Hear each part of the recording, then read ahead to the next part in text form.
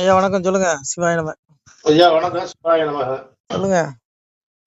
அண்ணாமலை கட்சி பதவியில இருந்து தூக்கிட்டாங்களே, இன்னைக்கு பாஜகவுடைய தலை என்ன?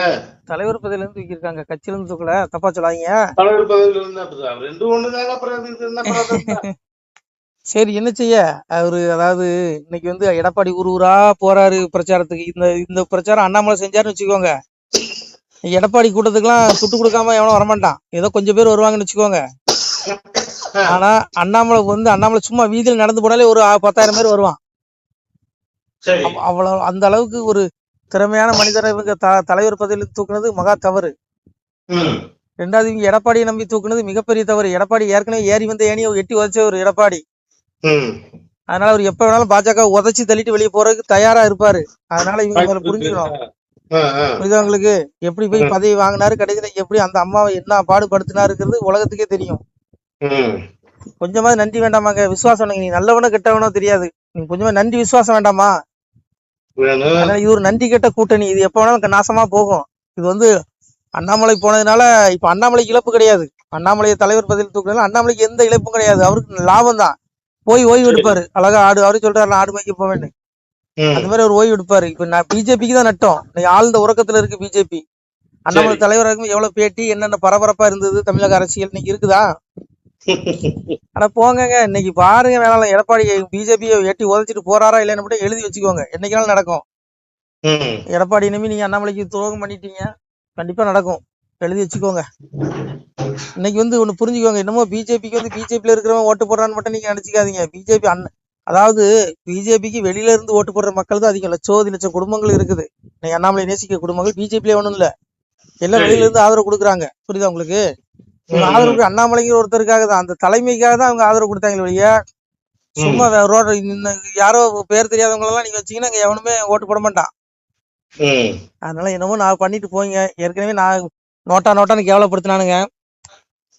மறுபடியும் அந்த மாதிரி நிலைமை உருவாயிடக்கூடாதுங்கிறதுதான் தொட்ட பாஜக ரொம்ப நேசிக்கக்கூடிய மக்களுடைய கருத்தா இருக்குது. என்னமோ பண்ணுங்க. கடந்த காலங்கள்ல பாருங்க, பிஜேபி ஒரு ஆர்ப்பாட்டம் வச்சானா 11 பேர் நிப்பான். மொத்தமே போலீஸ்காரங்க 10 பேர் நிப்பாங்க பாதுகாப்பு. ஏன்னா எவனும் உள்ளுக்கு அடிச்சிடக்கூடாதுங்கிறக்காக. இன்னைக்கு அப்படி இல்ல. பாஜக ஒரு கூட்டம் ஒரு மீட்டிங் போட்டு அண்ணாமலை வர்றாருன்னா 10,000 பேர் நிக்கிறான். ஐயோ, அண்ணாமலை கிட்ட நெருங்க முடியலங்க. செல்ஃபி எடுக்கிறதுக்கு அவ்வளவு பேர் போட்டி போடுறான். அவ்வளவு கூட்டம் அண்ணாமலை வந்ததுக்கு அப்புறம். கடந்த காலம் வரலாறு எடுத்து பாருங்க. ஆர்ப்பாட்டம் சொன்னீங்கன்னா 11 பேர் நிப்பான். பொதுக்கூட்டம் சொன்னா 100 பேர் நிப்பான். அவ்வளவுதான். இன்னைக்கு சும்மா சாதாரண ஒரு கூட்டம் அண்ணாமலை வர்றாருனாலே 10,000 பேர் வரான். அந்த அளவுக்கு கட்சி வளர்த்துருக்கிறாரு. இவங்க இப்படிப்பட்ட மனசனை விட்டுட்டு எடப்பாடியை நம்பி இவங்க இறங்கியிருக்காங்கன்னா எழுதி வச்சுக்கோங்க. இந்த கூட்டணி தேர்தல் வர போகுதாங்கிறதே பெரிய சந்தேகம் தான். சரிங்களா?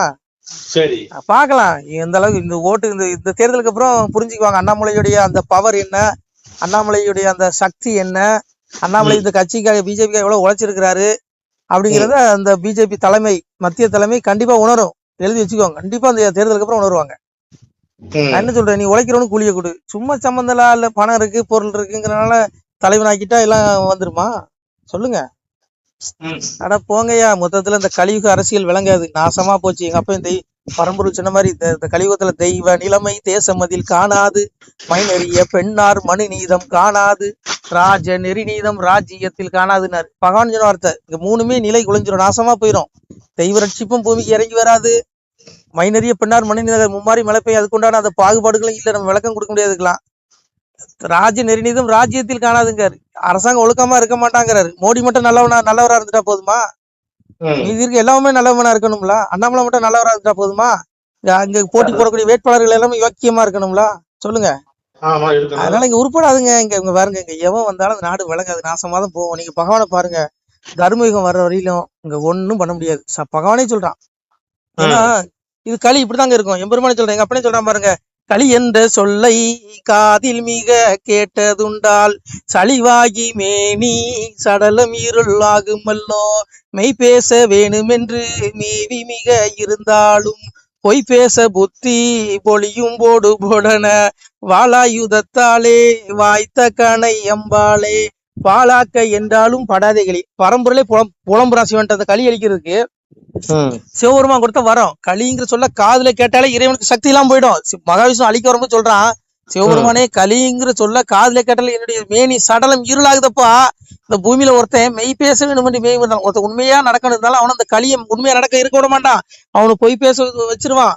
இந்த கலியனை அழிக்கிறதுக்கு வாளாயுதத்துல அழிக்கலாம்னா அந்த வாழ ஆயுதத்துக்கு இந்த கலியன் அகப்பட மாட்டான். எப்படி நான் இவனு அழிக்கிறது? நீ கொடுத்த வரம் அப்படி சிவனேன்னு பெருமாளை புலம்புறான். அதனால இந்த யுகத்துல நீங்க எவனையும் யோக்கியமா பார்க்க முடியாது. அண்ணாமலை மட்டும் யோக்கியனா இருந்துட்டா போதுமா? கட்சிக்காரன் அவ்வளவு யோக்கியனா இருக்கணும். நான் யோக்கியனா இருக்கணும், நீங்க யோக்கியனா இருக்கணும். யாரு யோக்கியம் சொல்லுங்க? கலியுக அரசியல் இப்படிதாங்க இருக்கும். நாசமா போச்சு, விட்டு தொலைங்க. கருமேகம் வரும். எங்க அப்பா அதான் சொன்னான், கருமேகம் வர வரைக்கும் நீங்க ஒண்ணும் பண்ண முடியாது. புரியுதா? சாதுக்கள் நீங்க புலம்பிதான் ஆகணும். இங்க அரசியலை பாக்க அத உங்க பக்கத்து வீட்டுக்காரன் சொல்லணும். நம்ம சிவாய பக்கத்து வீட்டுக்கு வந்திருக்கேன்.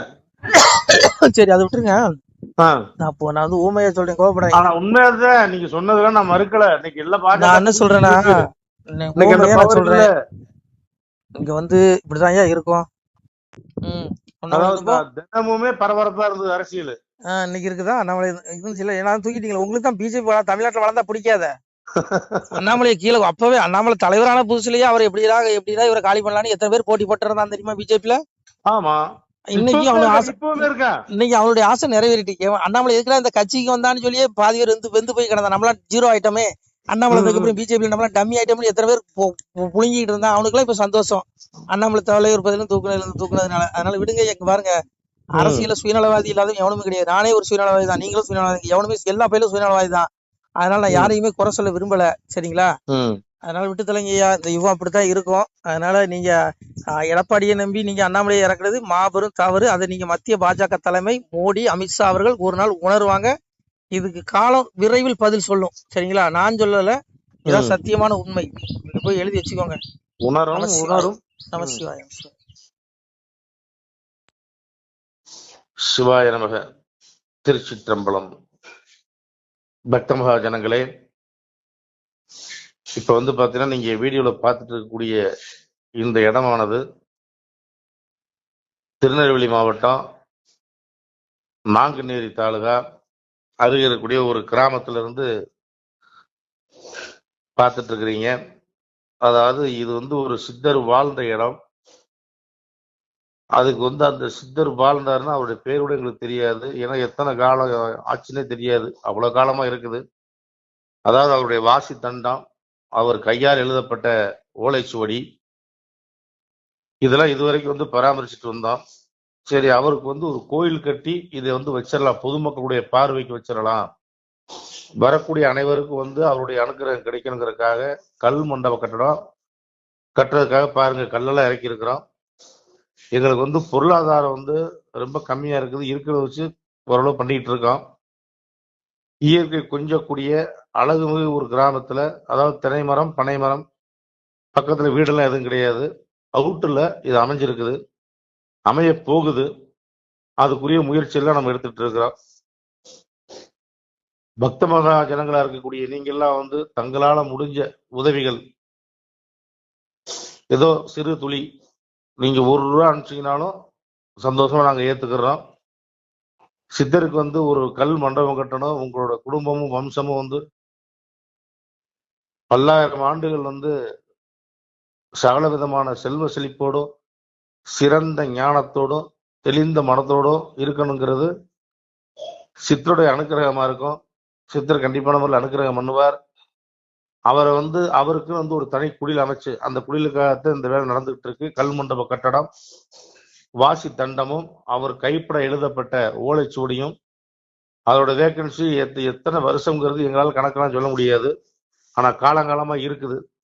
எப்படி பார்த்தாலும் ஒரு 1000 வருஷமா இருக்கும்.